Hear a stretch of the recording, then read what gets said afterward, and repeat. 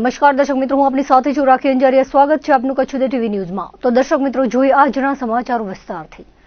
ભુજ શહેરમાં station road પર આવેલ જનતાઘરની બાજુમાં નીલકંઠ ગેસ્ટ હાઉસમાં મોડી રાત્રે Bhuj A division, B division, SOG અને લોકલ ક્રાઇમ બ્રાન્ચની સંયુક્ત ટીમે દરોડો પાડ્યો હતો, જેમાં આશરે 95 થી 100 ગ્રામ શંકાસ્પદ હેરોઇન સાથે 2 શખ્સોની ધરપકડ કરી હતી।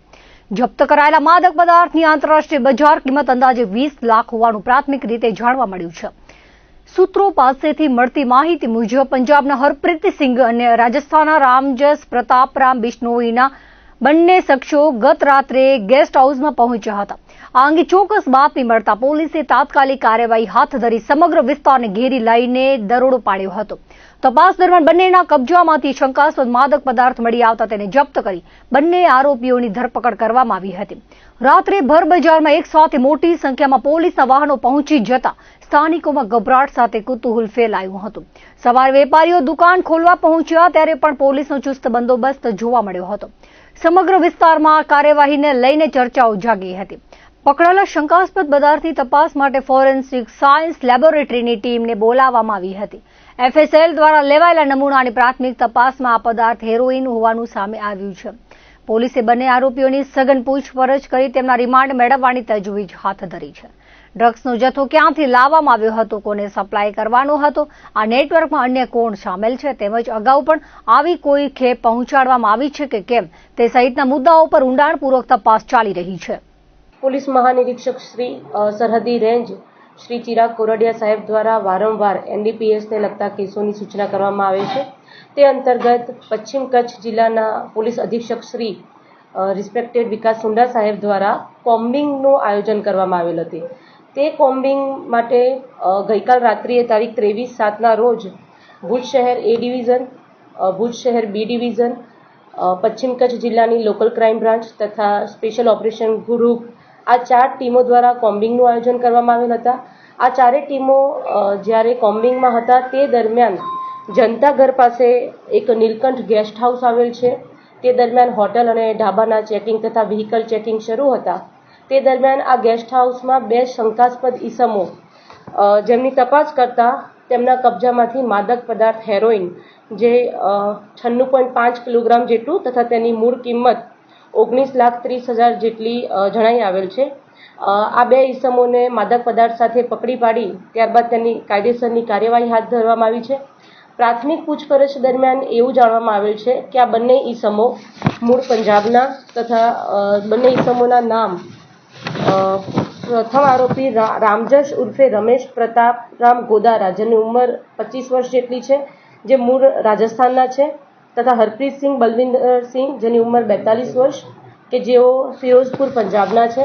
આ 2 ઈસમોમાંથી હરપ્રીતસિંહ બલવિંદરસિંહ જે પંજાબના ફિરોઝપુરના છે, તેમના ઉપર પંજાબમાં અલગ અલગ જિલ્લાઓમાં 4 જેટલા એનડીપીએસ એક્ટ હેઠળના ગુના નોંધાવેલ છે, અને જે રામજસ ઉર્ફે રમેશ છે તેના પર પણ ફિરોઝપુરમાં એનડીપીએસ એક્ટ હેઠળ ગુનો નોંધાયેલ છે, તથા તેના ઉપર સામખિયાળીમાં એક મારામારીનો ગુનો પણ દાખલ થયેલ છે। આ બંને આરોપી મૂળ પંજાબની જ્યુડિશિયલ કસ્ટડીમાં હતા એનડીપીએસ એક્ટ હેઠળના કોઈ ગુનામાં। તે દરમિયાન તે બંને એકબીજાના સંપર્કમાં આવેલ અને ત્યારબાદ એ બંને પંજાબમાંથી રેલ પરિવહન દ્વારા મુદ્દામાલ કઈ રીતે ગુજરાતમાં લાવવો અને અહીં છૂટક વેચાણ કરવું તે વિશે તે બંનેની ચર્ચા કરેલી અને તે અંગે તે બંને આ ગુનો આચરેલ છે।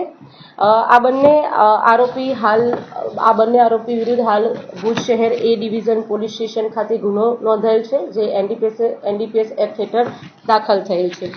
આ સિવાય પશ્ચિમ કચ્છ જિલ્લા પોલીસ દ્વારા છેલ્લા 3 મહિનામાં એનડીપીએસ એક્ટ હેઠળ અનેક ગુનાઓ નોંધવામાં આવેલ છે, જેની સંખ્યા કુલ 24 જેટલા ગુનાઓ, જેમાં 25 જેટલા આરોપીઓની અત્યાર સુધી ધરપકડ કરવામાં આવેલ છે, અને જેની કિંમત આપણે જોઈએ તો આશરે 30 કરોડ જેટલો મુદ્દામાલ પશ્ચિમ કચ્છ જિલ્લા પોલીસ દ્વારા લાસ્ટ 3 મંથ્સમાં પકડવામાં આવેલ છે। એ સિવાય વારંવાર એસપી સર તથા રિસ્પેક્ટેડ આઈજી સર દ્વારા સૂચનાઓ આપવામાં આવે છે।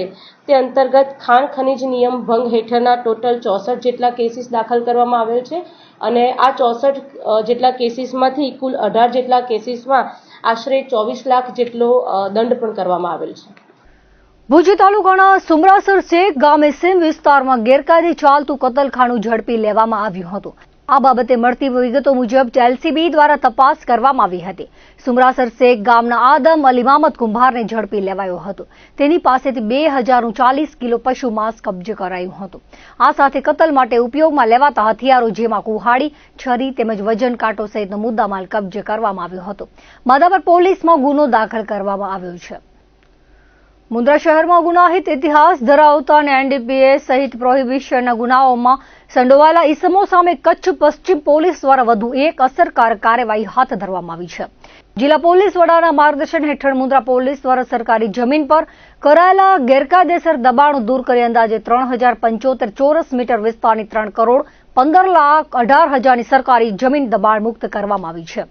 મુન્દ્રા વિભાગમાં સામાજિક પ્રવૃત્તિઓ પર અંકુશ લાવવાના અભિયાન અંતર્ગત આ કાર્યવાહી કરાઈ હતી.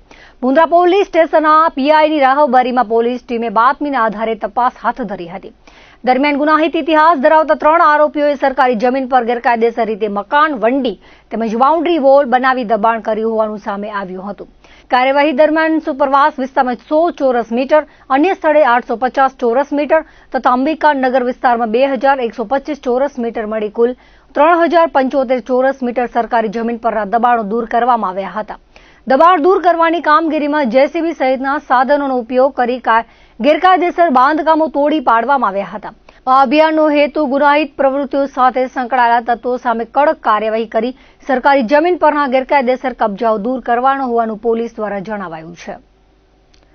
દિલ્હીના જંતર મંતર ખાતે દેશવ્યાપી પરીક્ષા નીટમાં થયેલી ગેરરીતિઓ અને પેપર લીકની ઘટનાઓ સામે અવાજ ઉઠાવી રહેલા શાંતિપૂર્ણ પ્રદર્શનકારી વિદ્યાર્થીઓ પર પોલીસ દ્વારા કરવામાં આવેલા કથિત બળપ્રયોગ અને લાઠીચાર્જના ઘેરા પ્રત્યાઘાત કચ્છ જિલ્લામાં પણ પડ્યા છે. ભુજ સ્થિત ક્રાંતિગુરુ શ્યામજી કૃષ્ણ વર્મા કચ્છ યુનિવર્સિટીના મુખ્ય પ્રવેશ દ્વાર બહાર મોટી સંખ્યામાં એકઠા થયેલા વિદ્યાર્થીઓએ સાંકેતિક વિરોધ પ્રદર્શન યોજીને પોતાનો વિરોધ નોંધાવ્યો હતો.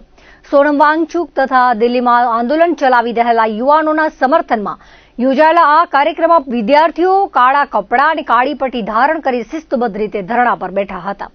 વિરોધ પ્રદર્શન દરમિયાન વિદ્યાર્થી નેતા શિવાજી સિજુ અને કાયદા વિદ્યા શાખાની વિદ્યાર્થીની સમેજા મુસ્કાને જણાવ્યું હતું કે દિલ્હીમાં પોતાના ન્યાયિક હકો માટે લડી રહેલા નિર્દોષ વિદ્યાર્થીઓ પર પોલીસ દ્વારા આચરવામાં આવેલી બર્બરતા કડક શબ્દોમાં વખોડવા લાયક છે. તેમણે આરોપ લગાવ્યો હતો કે પેપર લીક કરનારા સામાજિક તત્વો સામે કડક પગલાં ભરવામાં અસમર્થ રહેલી સરકાર અને તંત્ર પોતાનો નિષ્ફળતા છુપાવવા માટે નિર્દોષ વિદ્યાર્થીઓ પર દમન ગુજારી રહ્યું છે. વિદ્યાર્થીઓએ દેશના કેન્દ્રીય શિક્ષણ મંત્રી ધર્મેન્દ્ર પ્રધાન આ પરિસ્થિતિની નૈતિક જવાબદારી સ્વીકારીને તુરંત જ પોતાના પદ પરથી રાજીનામું આપે તેવી સ્પષ્ટ માંગ કરી હતી. વારંવાર બનતી પેપર લીકની ઘટનાઓથી યુવાનોનું ભવિષ્ય અંધકારમય બની રહ્યું છે અને તેનાથી સતત મહેનત કરતા પરીક્ષાર્થીઓમાં ભારે નિરાશા વ્યાપી ગઈ છે.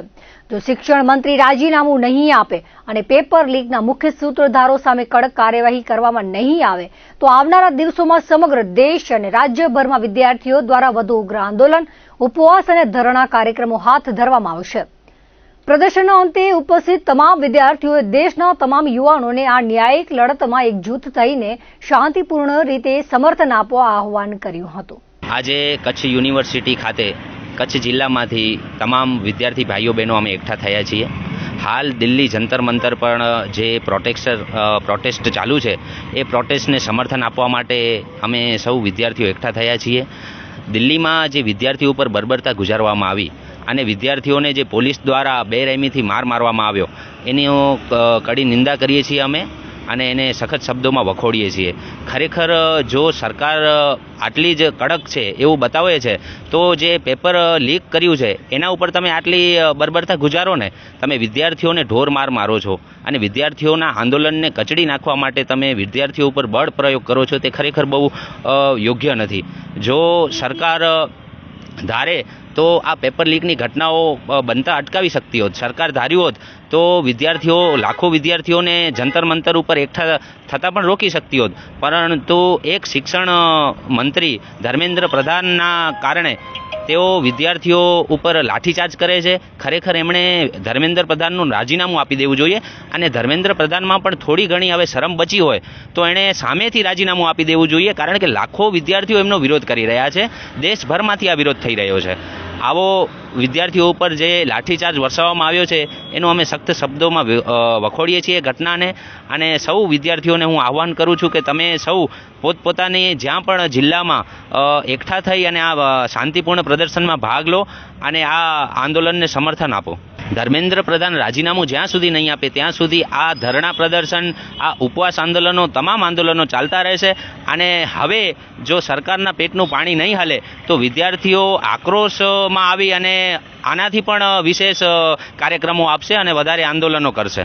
દિલ્હીમાં જંતર મંતરમાં જે વિરોધ પ્રદર્શન થઈ રહ્યું છે એના સમર્થનમાં આજે અમે બધા ભેગા થયા છીએ. સોનમ સર ને એ બધાના અમે સમર્થનમાં છીએ. આજે એ નીટનો પેપર લીક થયો, કાલે લોનો પર કોઈ પણ પેપર લીક થઈ શકે છે, તો એની વિરુદ્ધ આજે અવાજ નહીં ઉપાડીએ અમે તો કાલે અમારી પર વારી આવી શકે છે. એટલે એની જગ્યાએ આજે અમે પોતાને રાખી અને એમને સમર્થન કરીએ છીએ સોનમ સરને કે આગળથી આવું કંઈ ન થાય. અને ધર્મેન્દ્ર પ્રધાન એ પોતે કંઈ કરી ન શકતા હોય તો એમને રાજીનામું આપી દેવું પડે, કેમ કે આવા શિક્ષણ મંત્રી જ આવું બધું કરશે, એ બધા આવું કરશે તો પછી ભવિષ્ય છોકરાઓનો ક્યાં જશે.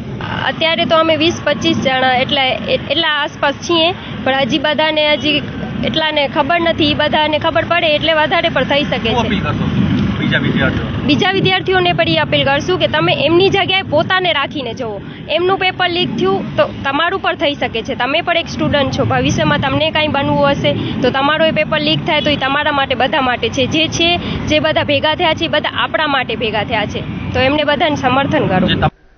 ભુજ સ્થિત તાલુકા પંચાયત કચેરીના સભાખંડ ખાતે રાષ્ટ્રીય ગ્રામ સ્વરાજ અભિયાન અંતર્ગત ત્રિસ્તરીય પંચાયતી રાજ્યના નવનિયુક્ત પ્રતિનિધિઓ માટે એક વિશેષ તાલીમ શિબિરનું સફળ આયોજન કરવામાં આવ્યું હતું. પંચાયત ગ્રામ ગૃહ નિર્માણ અને જૂનાગઢ સ્થિત શશિકુંજ સંસ્થાના સંયુક્ત ઉપક્રમે આયોજિત આ કાર્યક્રમમાં જૂનાગઢથી ખાસ આવેલા માસ્ટર ટ્રેનર્સ દ્વારા ગ્રામ પંચાયત, તાલુકા પંચાયત તથા જિલ્લા પંચાયતના નવનિયુક્ત સભ્યો અને સરપંચોને વિસ્તૃત માર્ગદર્શન પૂરું પાડવામાં આવ્યું હતું. આ તાલીમ સત્ર દરમિયાન ભુજના તાલુકા વિકાસ અધિકારી પીવી ઠક્કરે માહિતી આપતા જણાવ્યું હતું કે ત્રિસ્તરીય પંચાયતી રાજના સુચારુ સંચાલન માટે ગુજરાત પંચાયત અધિનિયમ 1993થી વિવિધ અગત્યની કલમો અને નીતિ નિયમો અંગે પદાધિકારીઓને ઊંડાણપૂર્વક સમજ આપવામાં આવી છે.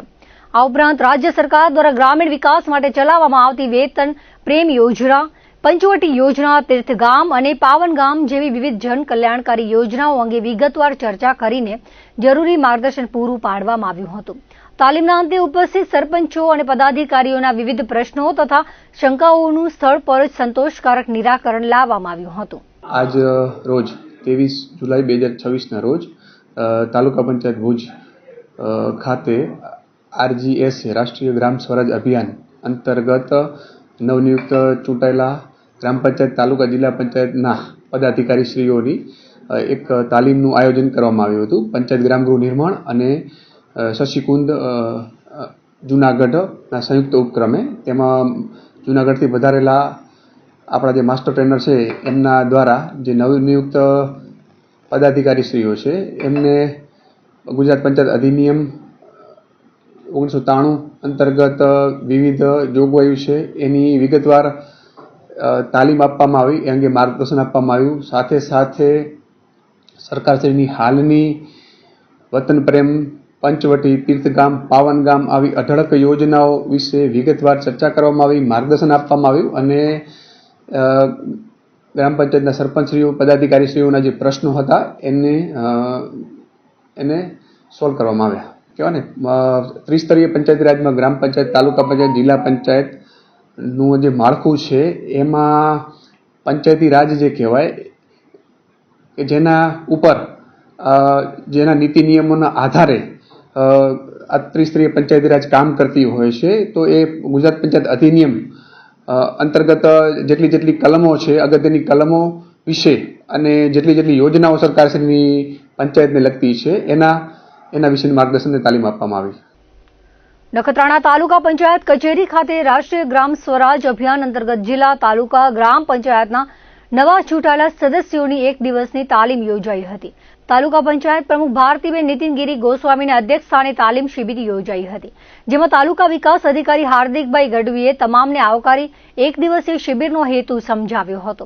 અધ્યાપક સુશીલકુમાર પંડ્યાએ માર્ગદર્શન આપતા કહ્યું હતું, આ તાલીમનો ઉદ્દેશ્ય પંચાયત રાજની સંસ્થાઓને મજબૂત કરી સરકારી યોજનાઓનો મહત્તમ લાભ ગ્રામજનો સુધી પહોંચાડવો અને વહીવટી પારદર્શિતા લાવવી, તાલીમ નિયમો, ડિજિટલ પંચાયત નાણાકીય વ્યવસ્થાપન અને મહિલા સશક્તિકરણ, સ્થાનિક આયોજન અંગે કહ્યું કે આ તાલીમ શિબિરો જિલ્લા તાલુકા કક્ષાએ આવેલા તાલીમ કેન્દ્રો અથવા પંચાયત ભવન પર તબક્કાવાર યોજનાઓ આવેલ છે. તેમણે ગ્રામ પંચાયત, તાલુકા પંચાયત, જિલ્લા પંચાયત લેવલેથી થતી કામગીરી અને સરકારની વિવિધ યોજનાઓ અંગે માર્ગદર્શન આપ્યું હતું.